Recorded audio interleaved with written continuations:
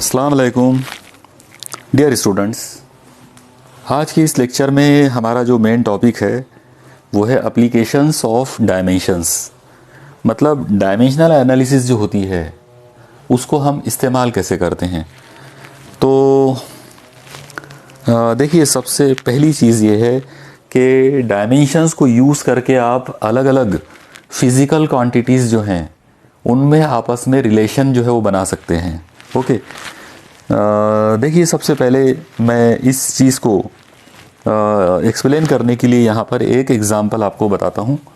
आप लोग देखिए, अगर हम एक सिंपल पेंडुलम अगर हम लेते हैं, ओके, सिंपल पेंडुलम जिसे सादा रक्कास कहेंगे उर्दू में। तो सिंपल पेंडुलम जो है एक्चुअली वो इस तरह से एक रिजिड सपोर्ट से मिलकर बना होता है, जिसके नीचे एक लंबा धागा होगा और उसके नीचे एक ऐसा कुर्रवी एक बॉब उसके नीचे लटका हुआ होगा, यानी एक स्फेरिकल एक ऑब्जेक्ट उसमें लटका हुआ रहेगा जिसे बॉब कहते हैं। तो यहाँ पर आप एक चीज़ देखिए कि इस पर्टिकुलर ये जो चीज़ हमारे पास है सिंपल पेंडुलम, इसमें ये धागा जो है इसकी लेंथ L है और ये जो बॉब है तो इसका मास M है और ये ज़मीन की ग्रेविटी की वजह से ऐसे डाउनवर्ड डायरेक्शन में लटका हुआ है। मतलब यहाँ पर एक चीज़ जो कि नज़र नहीं आ रही है वो है ग्रेविटी। ज़ाहिर है ग्रेविटी जो है ज़मीन की वो तो नज़र आना नहीं है, लेकिन हमको पता है कि वो होती है जिसकी वजह से ये लटका हुआ है। अब कुछ एक्सपेरिमेंट्स किए गए सिंपल पेंडुलम पर और क्या एक्सपेरिमेंट किया गया, तो इस बॉब को उठाकर यहाँ तक लाया गया। जब आप उसको यहाँ तक लाओगे और फिर छोड़ दोगे तो वो यहाँ से निकल कर ऐसे इतनी दूर तक जाएगा, फिर यहाँ से पलट कर वापस इधर आएगा और इस तरीके से ये बार बार ऐसा ऑसिलेट होगा। तो जब ये बॉब यहाँ से निकल कर यहाँ तक जाता है और फिर यहाँ से वापस यहाँ तक आता है तो इसको बोलते हैं वन ऑसिलेशन। ओके, इसको हम वन ऑसिलेशन कहेंगे और ये वन ऑसिलेशन के लिए जो टाइम लगेगा तो उसको कहते हैं टाइम पीरियड। तो इस तरह से मान लो कि अगर हमने इस सिंपल पेंडुलम के टाइम पीरियड को मालूम करने का एक्सपेरिमेंट अगर हम करते हैं तो हमको ये समझ में आता है कि इस सिंपल पेंडुलम का टाइम पीरियड ये 3 लोगों पर डिपेंड होना चाहिए। मतलब लेंथ पर, यानी इस धागे की जो लंबाई है उस पर, ये जो बॉब है उसकी कमियत M पर, और ज़मीन की जो ग्रेविटी है ग्रेविटेशनल एक्सेलरेशन इस पर। ओके, लेकिन फॉर्मूला क्या होगा, तो वो फॉर्मूला या वो जो रिलेशन होगा तो वो हम बना सकते हैं डायमेंशंस को यूज़ करके। ओके, अब आप देखिए इसको किस तरीके से हम करेंगे। शुरुआत करते हैं इन 3 फिजिकल क्वांटिटीज़ को टाइम पीरियड के साथ रिलेट करने की। ठीक है, तो सबसे पहले आप देखिए कि हमारा मेन टारगेट है टाइम पीरियड। तो हम यहाँ पर इज़ इक्वल टू ले सकते हैं, time period is equal to पहली फिजिकल क्वांटिटी है लेंथ। तो मान लो कि वो A गुना है, मतलब कितने गुना है या क्या रिलेशन होगा उसका वो हमको पता नहीं है, इसलिए हम लोग उसको एक नंबर A ले सकते हैं। ओके, इसके बाद हम लोग दूसरी फिजिकल क्वांटिटी ले सकते हैं और वो है M। तो हम यहाँ पर M का पावर B ले सकते हैं। और तीसरी फिजिकल क्वांटिटीज़ जो है हमने अभी जैसा देखा था कि ज़मीन की ग्रेविटेशनल एक्सेलरेशन है, तो हम उसको ले सकते हैं यहाँ पर और उसका पावर हम C ले सकते हैं। ठीक है, तो 3 फिजिकल अलग अलग क्वांटिटीज़ हमने ले लिए और सबको एक लाइन में लिख दिए मल्टीप्लाई वाली हालत में। अब हम एक काम करेंगे, ये जो चीज़ हमको नज़र आ रही है, ये जो फॉर्मूला या ये जो इक्वेशन हमको दिख रहा है, इस इक्वेशन में हर फिजिकल क्वांटिटी का डायमेंशन लिखेंगे। जैसे टाइम पीरियड, तो अगर मुझे इस फिजिकल क्वांटिटी का टाइम पीरियड अगर लिखना हो तो मैं इसको लिखूंगा L0 M0 T1। आप देखिए टाइम पीरियड जो है वो खुद ही टाइम है, तो हमको क्या करना पड़ेगा, T को 1 लेना पड़ेगा और जाहिर है उसके अंदर ना तो लेंथ होगी और ना ही मास होगा, इसलिए लेंथ 0 मास 0 और टाइम 1 बार। अब यहाँ पर हम ये L जो है इसका डायमेंशन लिखेंगे। जाहिर है L का मतलब है लेंथ यानी लंबाई, तो L 1 बार है, इसलिए हम यहाँ पर इसके लिए बोल सकते हैं कि L1, लेकिन हमने उसका पावर A लिया हुआ है। ओके, फिर इसके बाद मल्टीप्लाइड। अब बाजू में आप देखिए कि M मास, जाहिर है मास यहाँ पर हमने 1 बार लिया हुआ है, इसका मतलब M1, लेकिन उसका पावर हमने B सपोज किया हुआ है तो B इंटू। अब यहाँ पर आपको थोड़ा सा सोचना पड़ेगा कि G जो है वो क्या चीज़ है। आप याद रखिए G जो है वो ग्रेविटेशनल एक्सेलरेशन है। ओके, लीनियर एक्सेलरेशन है और आमतौर पर हम लीनियर एक्सेलरेशन को A लिखते हैं। और लीनियर एक्सेलरेशन के लिए हमारे पास जो कंसेप्ट है वो फॉर्मूला होता है change in velocity upon time, मतलब rate of change of velocity यानी रफ्तार की तब्दीली की शरह। तो ए का मतलब क्या होगा, v अपॉन टी। लेकिन v का खुद का मतलब क्या होगा, v का जो खुद का मतलब है वो है डिस्प्लेसमेंट अपॉन टाइम, यानी रफ्तार जो है वो क्या होती है, हटाव की तब्दीली की शरह। तो v की जगह पर आप लिख सकते हैं x बाय टी, और ये अपॉन में t आ जाएगा। इसका मतलब g के लिए जो फॉर्मूला बनेगा वो हो जाएगा x upon T into T, यानी t का स्क्वायर। ओके, मुझे उम्मीद है आपको ये ध्यान में आ गया होगा। एक बार फिर से आप देख लीजिए, g जो है वो ग्रेविटेशनल एक्सेलरेशन है, और ग्रेविटेशनल एक्सेलरेशन हमेशा लीनियर एक्सेलरेशन होता है। और अगर ये लीनियर एक्सेलरेशन है तो इसका मतलब क्या होगा, rate of change of velocity यानी v अपॉन टी। फिर v की डेफिनेशन यूज़ कर लिए, वो है rate of change of displacement यानी x अपॉन टी। और इसको अगर सॉल्व कर लिए तो t इंटू टी यानी t का स्क्वायर। ओके, तो अब आप देखिए ये g का फॉर्मूला बन गया, यानी कंसेप्ट पर से। तो इस फॉर्मूले को यहाँ पर डायमेंशन में कन्वर्ट करके लिखेंगे। तो यहाँ पर हम क्या बोलेंगे, x यानी डिस्प्लेसमेंट या डिस्टेंस यानी लेंथ, तो यह आ जाएगा L1 अपॉन, नीचे टाइम 2 मरतबा दिख रहा है तो इसको हम बोलेंगे T2 अपॉन में, और इनका पावर c है तो यहाँ पर पावर c आ जाएगा। ओके, अब हमारा टारगेट सिर्फ इतना सा है कि ये जो ABC जो नंबर हम लोगों ने फर्ज किया हुआ है, हम इन नंबरों को मालूम कर लेंगे। जैसे ये नंबर मालूम पड़ जाएंगे तो हमको मेन फार्मूला मिल जाएगा, यानी time period of simple pendulum जो है वो हम पता कर लेंगे कि उसका एक्सप्रेशन क्या हो सकता है। चलिए शुरू करते हैं। ये आ जाएगा L0 M0 T1 is equal to, अब ये साइड में जितने भी L हैं उनको एक साथ लिखेंगे, जितने भी M हैं उनको एक साथ लिखेंगे, और जितने भी T हैं उनको भी एक साथ लिखेंगे। सबसे पहले आप देखो L यहाँ पर 1 है और 1 के साथ में पावर A है, तो A इंटू 1 इज A, इसका मतलब ये हो गया LA। ओके, इसके बाद ये यहाँ की बात हो गई। अब आप देखो कि यहाँ पर L है और L में 1 का पावर C है, यानी L 1 इंटू सी यानी LC, तो जाहिर सी बात है यहाँ पर LC आ जाएगा इंटू, और अगर ये ऐसा हो जाएगा LA और LC, जाहिर है ये दोनों के बीच में मल्टीप्लिकेशन है, तो हम इसको ऐसा लिख सकते हैं L का power A plus C। Okay, जब दो नंबर मल्टीप्लाइड हैं तो उनके पावर जो है वो क्या होंगे, ऐड हो जाएंगे। इसका मतलब यहाँ पर हम इसको क्या बोलेंगे, A प्लस C। ओके, यानी L का जो पावर है वो A प्लस C आ गया। इसके बाद यहाँ पर M है तो M का पावर 1, और ये B और कोई M है नहीं, इसका मतलब B इंटू 1 यानी B। और उसी तरीके से अगर हम T के बारे में सोचें तो T जो है यहाँ पर अकेला ये 2 है, जब आप इस 2 को ऊपर लाओगे तो ये -2 होगा, और -2 इंटू C, इसका मतलब T का पावर आ जाएगा -2C। ओके, तो इस तरह से हमने इन लोगों को सॉल्व किए, ये डायमेंशन कुछ ऐसा बन गया। और टाइम पीरियड यानी वक्त दौरान जो है टाइम पीरियड का जो सिंपल पेंडुलम का जो टाइम पीरियड है तो उसका डायमेंशन ऐसा है। अब आप देखिए दोनों साइड में जो एक जैसे लोग हैं तो उनको आप कंपेयर कर सकते हैं। यहाँ L का पावर 0 है, यहाँ L का पावर A प्लस C है, इसका मतलब A plus C equal to 0 हो जाएगा। ठीक है, दूसरी चीज़ यहाँ पर आप देखो M का पावर B है, यहाँ M का पावर 0 है, इसका मतलब B की वैल्यू 0 आ गई, तो यहाँ पर तो हमको डायरेक्ट B की वैल्यू मिल गई। उसी तरीके से आप T के बारे में भी कर सकते हैं। T का पावर -2C है और यहाँ पर T का पावर है 1, तो ये -2C जो है वो 1 हो गया, और अगर ये 1 हो गया तो इसका मतलब C का जो वैल्यू आ जाएगी, ये माइनस साइन उधर शिफ्ट हो जाएगी, -1/2, तो ये हमारे पास C की वैल्यू आ गई। अब आप देखिए आपके पास B की वैल्यू है, C की वैल्यू है, तो और ये इक्वेशन पर से आप A की वैल्यू भी मालूम कर सकते हैं। ओके, तो चलो शुरू करते हैं। A की वैल्यू मालूम करने के लिए क्या हो जाएगा, ये होना चाहिए A प्लस C की वैल्यू है -1/2 इक्वल टू 0। अब जाहिर है यहाँ पर ये प्लस और ये माइनस, तो ये प्लस माइनस क्या होगा, -1/2, और -1/2 को उधर शिफ्ट कर दिए तो +1/2 हो जाएगा। इसका मतलब यहाँ पर A की वैल्यू आ गई +1/2। ओके, तो इस तरीके से हमने जो 3 नंबर जो लिए थे A, B और C, उनकी वैल्यूज़ हमको मिल गई। अब हम हमारे ओरिजिनल फॉर्मेट में वापस चलते हैं। ओके, आप देखिए बराबर इस स्क्रीन को आप पॉज करके जो है हर चीज़ को नोट डाउन कीजिए और फिर प्रैक्टिस कीजिए, तो ये आपको क्लियर हो जाएगा। अब आप देखिए ये आना है T इक्वल टू, अब आप देखें L का पावर A है और A की वैल्यू है 1/2। ओके, उसके बाद into M mass of the Bob, और उसका पावर B है और B की वैल्यू हमको मिली 0, और उसके बाद g ग्रेविटेशनल एक्सेलरेशन, और उसकी वैल्यू हमको मिली -1/2। ओके, तो इस तरीके से a, b और c की जो वैल्यूज़ हमने फाइंड किए थे तो उनको हमने वापस ले जाकर वहाँ रख दिए। अब इन लोगों को हम एक साथ लिखने की कोशिश करते हैं। t इज इक्वल टू, आप लोग देखो l का पावर 1/2 है, इसका मतलब आप उसको √L लिख सकते हैं।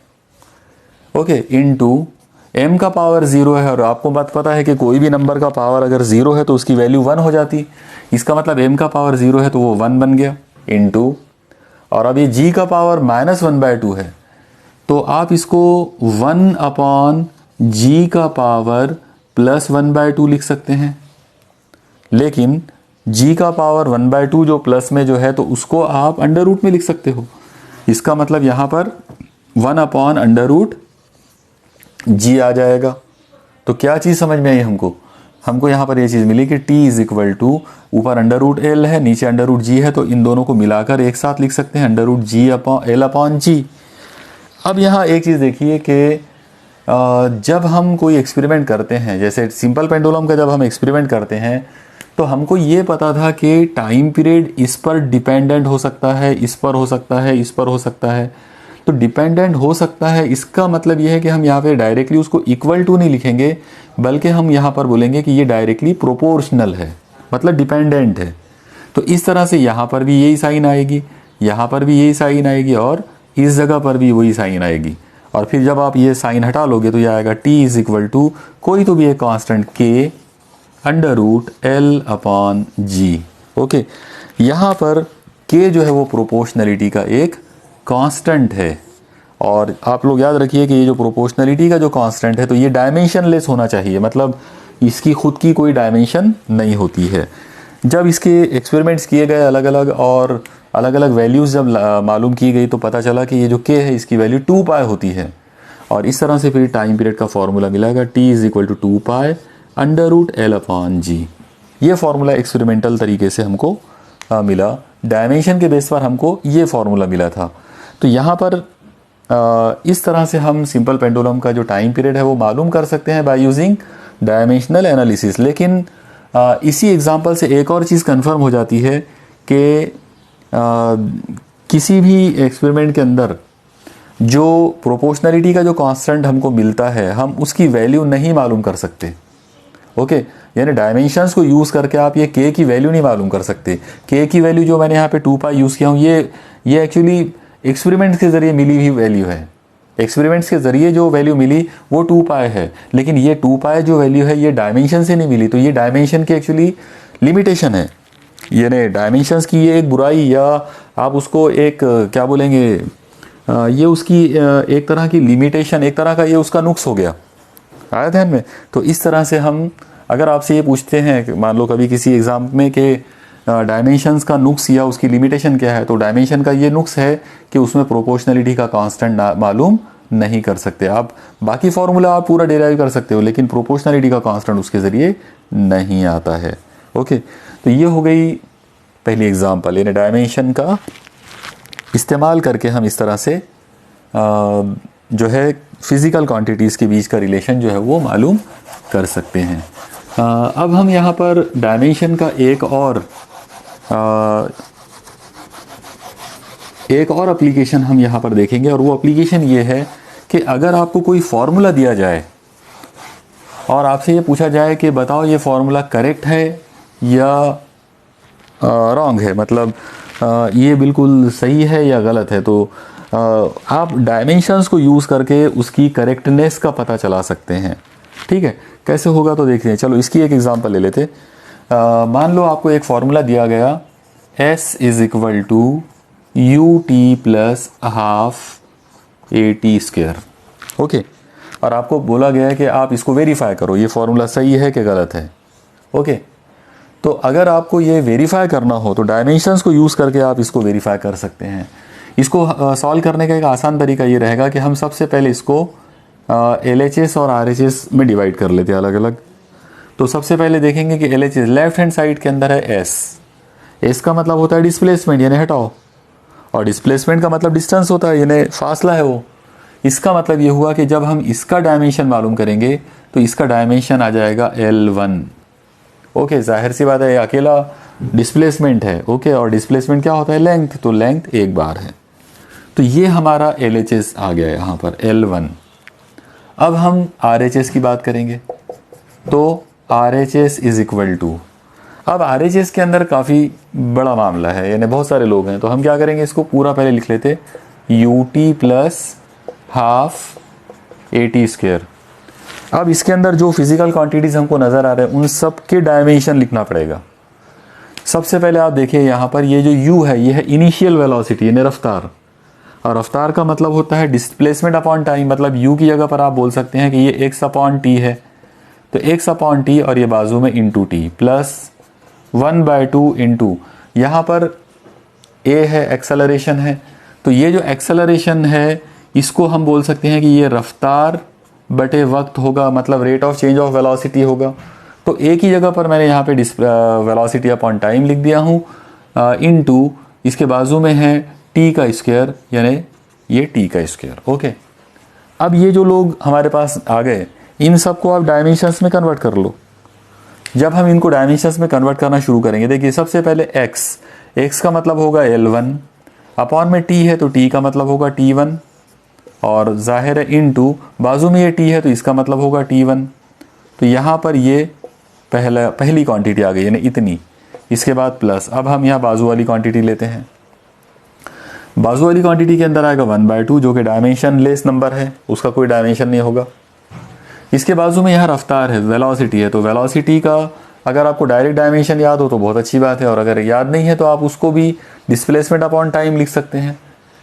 तो चलो मैं डायरेक्ट करता हूँ, यहाँ वेलोसिटी का जो डायमेंशन है आपको पता है वो है L1 और t-1, ठीक है, m0 होगा उसके अंदर, और अपॉन में यहाँ पे टाइम है तो ये t1, और इसके बाजू में ये t का स्क्वायर है, मतलब ये t2, और यहाँ पर ये सेकंड क्वांटिटी कंप्लीट हो गई। ओके, आप देख लो एक बार फिर से इतनी स्टेप को दोबारा से समझ लो। आप देखो यहाँ पर मैंने u जो है इनिशियल वेलोसिटी उसको x अपॉन टी लिखा, और फिर x का मतलब L1, t का मतलब T1, और ये बाजू में t था तो ये T1 हो गया, ये पहला नंबर हो गया, प्लस 1/2 v का मतलब है वेलोसिटी, और वेलोसिटी का मतलब है डिस्टेंस अपॉन टाइम, तो उसका जो डायमेंशन बनेगा वो क्या बनेगा, L1 और t-1, तो L1 t-1, और ये जो अपॉन में t है तो वो T1, और ये इंटू T2 तो ये T2 आ गया। ठीक है, अब इन सबको सॉल्व कर लेते हैं। सबसे पहले आप ये देखो, ये जो नंबर है यहाँ पर ये L1 और ये L1 है तो ये कैंसिल हो जाएगा, L1 T1 कैंसिल हो जाता, और बचा कौन, L1, तो ये L1 आ गया, प्लस यहाँ पर ये जो 1/2 है वो एक नंबर है, उसका डायमेंशंस में कोई मतलब रोल नहीं होता है। ओके, डायमेंशनलेस क्वांटिटी है वो। अब आप इनको देखो यहाँ पर, इसमें सबसे पहले एक चीज़ होगी कि ये आ जाएगा L1 ये वाला, और ये t-1 है, ये T1 को आप ऊपर शिफ्ट करो तो ये हो जाएगा t-2 इंटू, और ये बाजू में है T2, और इस तरह से ये t-2 से T2 कैंसिल हो जाता, और क्या चीज़ बाकी बची, ये बच जाएगा L1 पहली ब्रैकेट में और दूसरे ब्रैकेट में L1। जाहिर सी बात है ये क्या हो गया, नंबरों का इसमें कोई मतलब, L1 प्लस L1 का मतलब हो जाएगा 2 टाइम्स L1, लेकिन 2 डायमेंशन लेस है। ओके, इस तरह से एक चीज़ कन्फर्म हो जाती कि RHS, हमारे जो राइट हैंड साइड RHS जो है उसका डायमेंशन हमको जो मिला वो मिला L1। ओके, मतलब ये जो RHS हमारे पास है तो इसका डायमेंशन आ गया L1, ये हमारी इक्वेशन नंबर 2 हो गई। और अब आप देखिए आपके पास लिखा हुई है ऊपर LHS उसका डायमेंशन था L1, RHS उसका डायमेंशन हमने सॉल्व किए अलग अलग फिजिकल क्वांटिटीज़ को रखकर, हमको उसका डायमेंशन मिल गया L1। इसका मतलब क्या हुआ कि जो हमारी LHS है उतना, ये LHS का डायमेंशन और RHS का डायमेंशन दोनों सेम आ गए, और जब ये दोनों सेम है इसका मतलब हम ये कह सकते हैं कि LHS must be equal to RHS। Okay, left hand side is equal to right hand side according to dimension. Okay, dimension के बेस पर, और अब आप इसमें वैल्यूज रख सकते हैं, तो ये आ जाएगा S is equal to UT plus half AT square. और इस तरीके से हम कोई भी अगर आपको कोई फार्मूला अगर दिया जाए तो उस फार्मूले को वेरीफाई कर सकते हैं by using dimensional analysis. Okay, तो ये हो गई हमारी सेकंड एग्जांपल। अब यहाँ पर हम और एक एग्ज़ाम्पल जो है वो करना चाहेंगे। जैसा कि मैंने अभी आपको बताया कि पहली एग्ज़ाम्पल जो हमने सिंपल पेंडुलम की देखे थे, उस एग्ज़ाम्पल में हमने ये चीज़ देखे थे कि जो प्रोपोर्शनलिटी का कांस्टेंट हमको मिला था तो वो हम मालूम नहीं कर सकते हैं उसकी वैल्यू। ओके, ये उसकी एक मतलब लिमिटेशन था डायमेंशन का। ओके, अब हम डायमेंशंस को इस्तेमाल करने की जो तीसरी एग्ज़ाम्पल हम देखने वाले हैं, आइए पहले उसको समझ लेते हैं। ये काफ़ी इम्पॉर्टेंट एग्ज़ाम्पल है और JEE और नीट वगैरह में पूछी जा सकती है इस तरह की एग्ज़ाम्पल। देखिए, जो आपको अभी नज़र आ रहे हैं ये तीन आज के ज़माने में, मतलब आज की जो हमारी जो दुनिया है, फ़िज़िक्स की जो दुनिया है, उसमें ये तीन यूनिवर्सल फ़िज़िकल क्वांटिटीज़ मानी जाती हैं। ये थ्री यूनिवर्सल फ़िज़िकल कांस्टेंट्स माने जाते हैं। इनमें से ये जो C है, it is called speed of light या वेलोसिटी ऑफ लाइट। तो ये जो स्पीड ऑफ लाइट है उसको C से डिनोट करते हैं और उसका डायमेंशन होता है L1 T-1। इसके बाद ये जो कैपिटल G है, it is called universal gravitational constant, और यूनिवर्सल ग्रेविटेशनल कांस्टेंट जो है उसका डायमेंशन होता है L3 M-1 T-2। और ये जो तीसरा है ये है प्लैंक्स कांस्टेंट। ओके, ये भी एक यूनिवर्सल कांस्टेंट है क्वांटम फिजिक्स का। तो यूनिवर्सल कांस्टेंट यानी Planck's constant H is equal to L2 M1 और T-1। अगर आपसे ये कहा जाए या ये पूछा जाए कि क्या आप लेंथ को, मास को और टाइम को, LMT को, यानी इन तीन लोगों को क्या आप C, G और H में कन्वर्ट कर सकते हैं या एक्सप्रेस कर सकते हैं? तो इस तरह का सवाल जनरली एग्ज़ाम में मतलब पूछ सकते हैं कि what is the value of length in terms of if it is expressed as dimensions of C, G and H। Okay, तो देखिए इसको किस तरह से हम कर सकते हैं। पहले मैं आपको लेंथ के लिए करके बता देता हूँ। आप देखिए, ये जो आपके पास यहाँ पर तीन कांस्टेंट जो नज़र आ रहे हैं, पहले तो आप इनको नोट डाउन कर लीजिए। ओके, अब सबसे पहली स्टेप आप याद रखिए, जो स्टेप्स मैं आपको बताऊंगा उसको आपको याद रखना पड़ेगा। ये जो हमारे पास, मान लो कि ये हमारी इक्वेशन नंबर 1 है, ये इक्वेशन नंबर 2 है और ये इक्वेशन नंबर 3 है। तो हम एक काम करेंगे, इक्वेशन नंबर 1 जो है हम उसका क्यूब लेंगे, यानी उसका पावर 3 लेना है। तो जब आप पावर 3 लोगे तो C का पावर 3 हो जाएगा, इज इक्वल टू, अब उसका डायमेंशन का भी पावर 3 लेना पड़ेगा, तो ये आएगा L3 और T-3। ओके, तो ये आपका पहली स्टेप हो गई, यानी आपने इक्वेशन 1 को क्यूब ले लिए। मान लो कि ये इक्वेशन A है। अब आप दूसरी जो स्टेप है उसको ध्यान में रखिए। दूसरी स्टेप के अंदर हम इक्वेशन 2 एंड 3 को मल्टीप्लाई कर देंगे, दोनों का आपस में मल्टीप्लाई कर देना है। मतलब आपको क्या करना है, G इंटू H लेना है। जब आप इसको G इंटू H लोगे तो देखिए ये क्या होगा, G इंटू H, तो L3 और ये L2, जाहिर सी बात ये क्या हो जाएगा, L5। ठीक है, उसी तरह से ये हो जाएगा M-1 और M1, तो ये हो जाएगा M0, क्योंकि -1 + 1 0 हो जाएगा। और T-2 और T-1 ये हो जाएगा T-3। तो मान लो कि ये हमारी इक्वेशन B हो गई। ओके, मुझे उम्मीद है आपको ये 2 स्टेप्स समझ में आ गए होंगे। अब हम एक नया काम जो करने वाले हैं वो ये है कि हम इक्वेशन B को इक्वेशन A से डिवाइड कर देते हैं, मतलब ये वाले डायमेंशन को ये डायमेंशन से डिवाइड कर लेते हैं। चलो मैं इसको अब मिटा देता हूँ यहाँ से।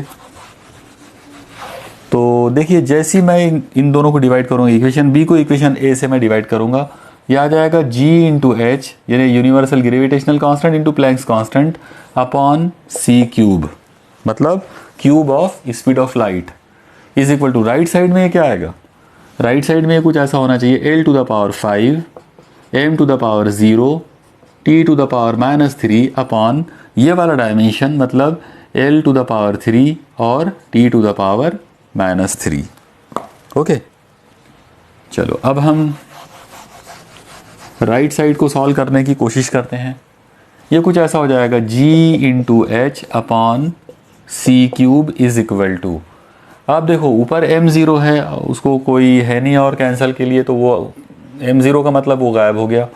t-3 से t-3 कट गया, और ये जो यहाँ पर t3 है, ये ऊपर l3 जो है तो इसको ऊपर लोगे तो l5 और ये l-3 यानी ये हो जाएगा l2। ओके, तो यहाँ पर l का पावर 2 बाकी बचा और उसकी वैल्यू इतनी मिल गई। अब आप एक काम कर सकते हैं, ये l का पावर 2 हटा दो, इसको हटाने के लिए इधर रूट लेना पड़ेगा। इसका मतलब हमको l के लिए जो फॉर्मूला मिला वो है square root of g into H upon C3। तो ये फॉर्मूला मिल गया लेंथ का। आप याद रखो कि ये फॉर्मूला एग्जाम में आपसे डायरेक्ट पूछ सकते हैं कि आप लेंथ को कैसे एक्सप्रेस करोगे जी, एच और सी के रूप में, तो उसका डायरेक्ट आंसर आ जाएगा square root of G H upon C cube. आप इसको डायमेंशन के रूप में भी लिख सकते हैं। आप इसका फॉर्मूला ऐसा बना सकते हैं, डायमेंशन ऑफ जी, ओके, उसके अलावा एच और उसके अलावा सी। अब देखो जी जो है वो कितने मरतबा है, जी अंडर रूट में है, इसका मतलब 1/2। एच जो है वो भी अंडर रूट में है, मतलब 1/2। और सी जो है वो अंडर रूट में है लेकिन साथ में पावर 3 भी है, इसका मतलब हो जाएगा 3/2। लेकिन जब आप उसको ये 3 को ऊपर लोगे तो वो -3 हो जाएगा, इसका मतलब सी आ जाएगा -3/2। तो ऐसा भी उसको एक्सप्रेस किया जा सकता।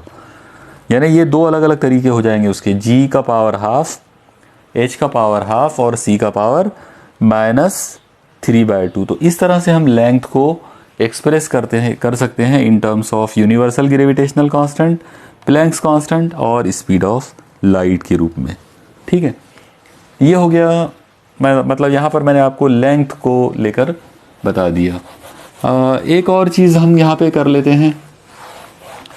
मान लो कि आपको लेंथ की जगह पर अब हम, अगर आपसे ये पूछा जाए कि आप टाइम को कैसे एक्सप्रेस करोगे, ओके, यानी टाइम को आपको एक्सप्रेस करना है, तो वो भी एक सिंपल तरीका रहेगा।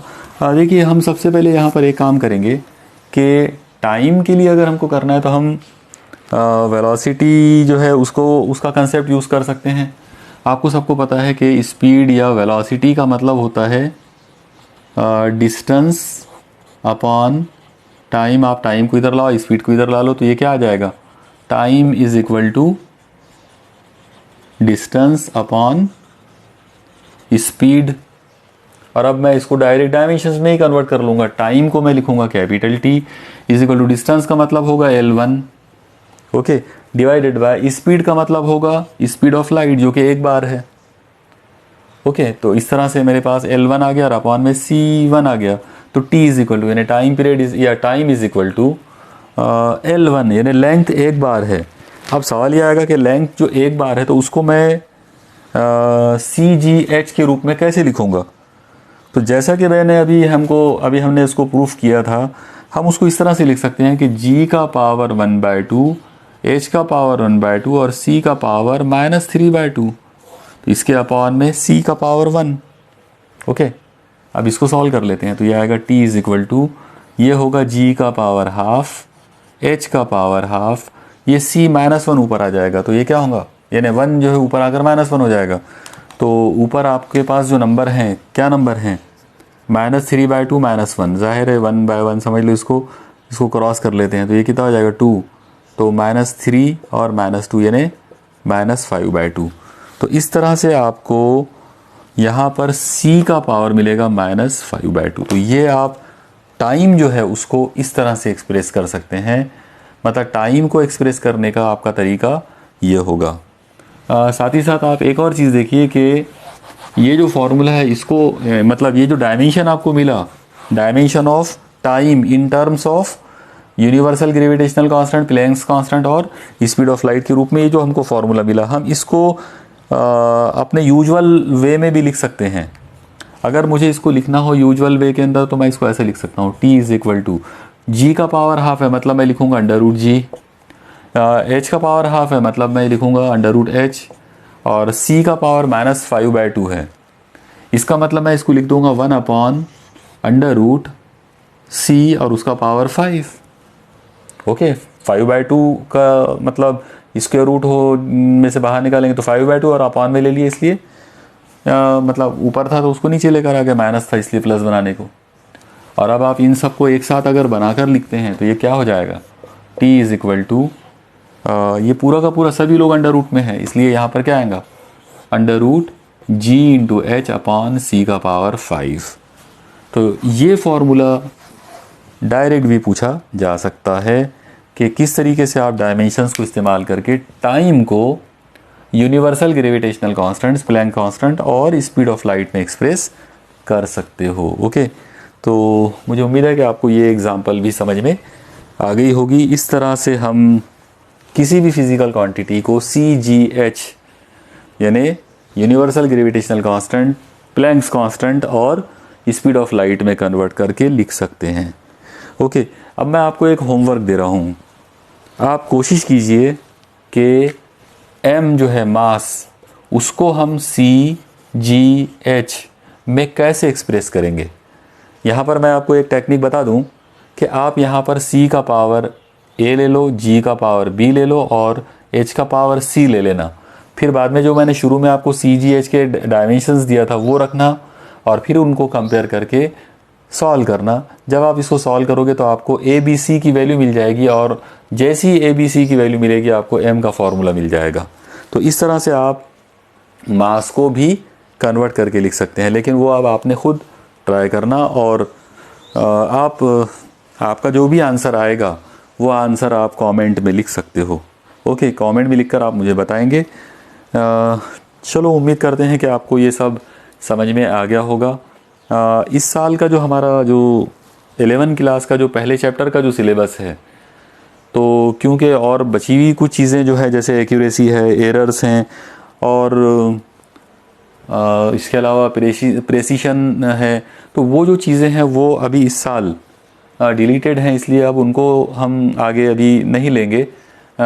इसके बाद हम दी गई हमारी जो टेक्स्ट बुक है उसमें के जो न्यूमेरिकल्स कुछ होंगे तो वो हम अगले लेक्चर में उनको सॉल्व करेंगे और फिर हमारा नया जो इसके बाद वाला जो चैप्टर है वो हम उसको स्टार्ट कर देंगे। Okay, keep studying. अल्लाह हाफिज़।